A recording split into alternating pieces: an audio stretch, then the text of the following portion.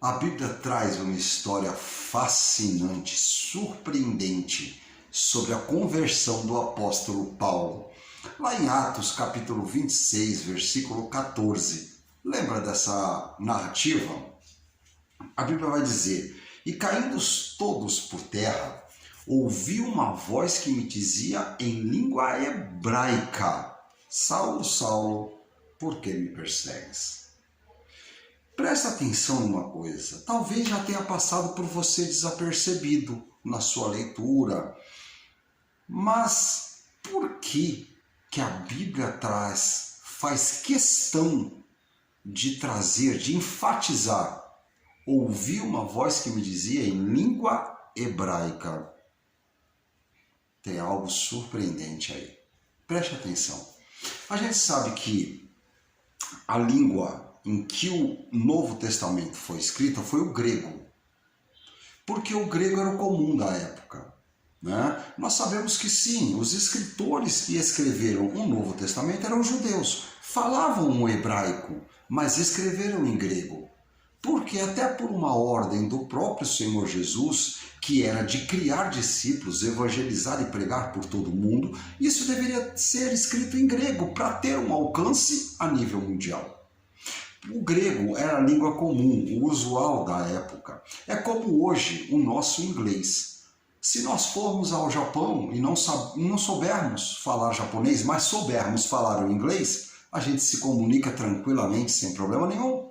Se formos à China, Hong Kong, Austrália, Nova Zelândia, propriamente Israel, e não soubermos as línguas nativas, mas soubermos o inglês, estamos livres de qualquer problema e nos comunicamos com facilidade, porque é o comum da nossa época hoje, é o que a gente chama de língua comercial.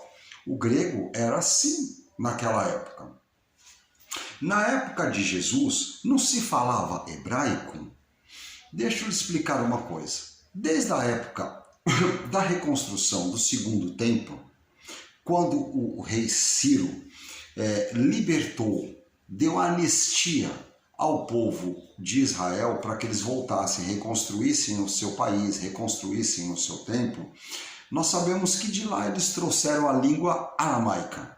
Então, na época de Jesus, se falava o aramaico, era o comum daquela época. E o hebraico, ele ficou restrito, não era uma língua de uso comum, que se falava em ruas, que se falavam com os amigos, que se falavam no mercado. Não, o hebraico ele ficou restrito ao uso da sinagoga, às conversas com Deus, às orações, aos estudos da Torá, à leitura da Bíblia. Então o hebraico ele ficou reduzido somente a nível espiritual. Então muitas das coisas que Jesus falava, e nós vamos poder perceber isso na própria Bíblia, está em aramaico, né? A própria oração do Pai Nosso que Jesus ensina aos seus discípulos está em aramaico. Algumas palavras que Jesus diz na cruz, Eli, Eli, lema sabachthani, está em aramaico, entre outras. Então o aramaico era a língua que as pessoas falavam, trazida da Babilônia.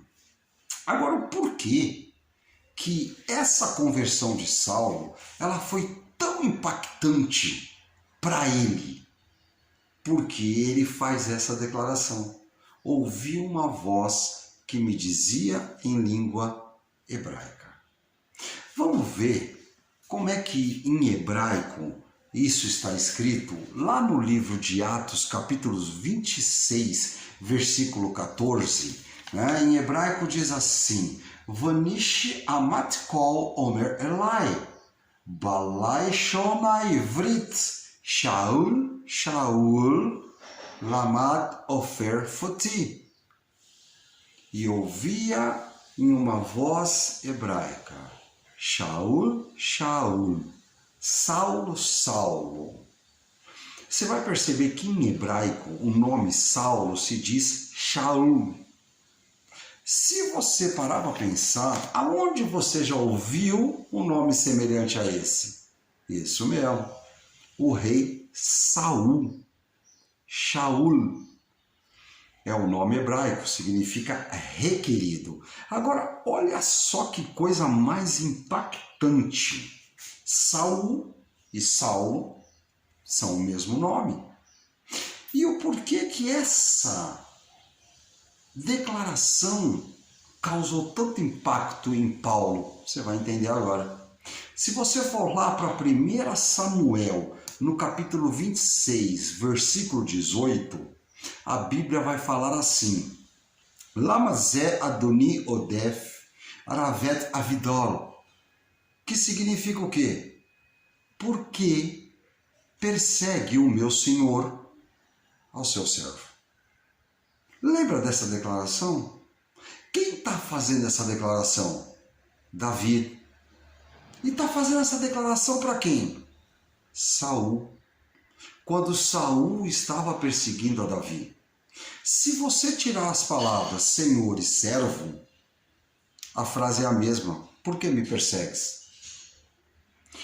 Quando Saulo estava indo para o caminho de Damasco e ele ouve essa voz em língua hebraica, ele faz questão de declarar, e ele já está mostrando para nós que não é qualquer um que está falando com ele, porque era uma língua restrita a conversas com Deus. Você está entendendo? Ele toma um susto e ele é impactado por ser a mesma frase que ele já ouviu, que ele já estudou, porque Saul e Saulo eram da mesma tribo de Benjamim. Os dois estavam perseguindo um homem justo. Saul, atormentado por espíritos malignos, estava perseguindo a Davi, um homem justo da tribo de Judá. E agora nós temos novamente um homem da tribo de Benjamim perseguindo um homem justo e inocente da tribo de Judá, que é Jesus.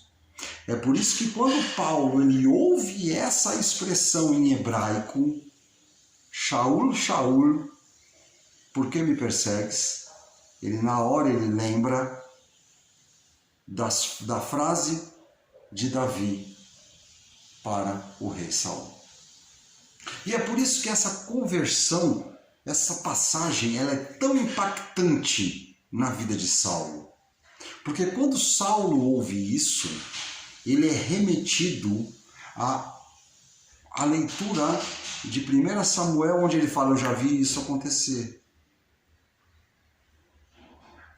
E aí o fato de estar numa língua hebraica vai chamar mais a atenção de Saulo.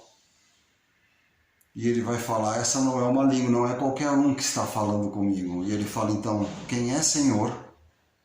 E aí Jesus se revela a ele. Ali ele tem a revelação do Messias. E qual é a lição que nós tiramos disso? É que Deus ele usa muitas vezes o nosso cotidiano para falar conosco, situações do nosso dia a dia. E aquela era uma situação do dia a dia de Saulo.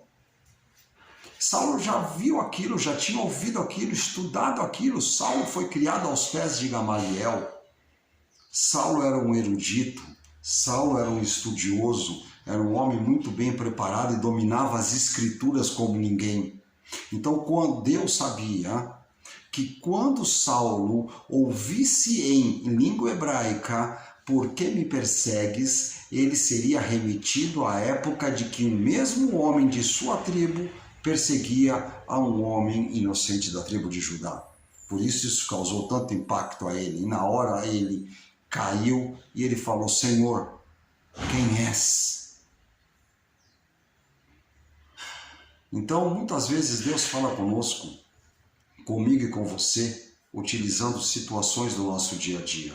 Os amigos que estavam com Paulo não entenderam, porque a mensagem era para Paulo, não era para os amigos. Muitas vezes pessoas que estão com você não vão entender a forma com a qual Deus vai falar com você, porque a mensagem é para você.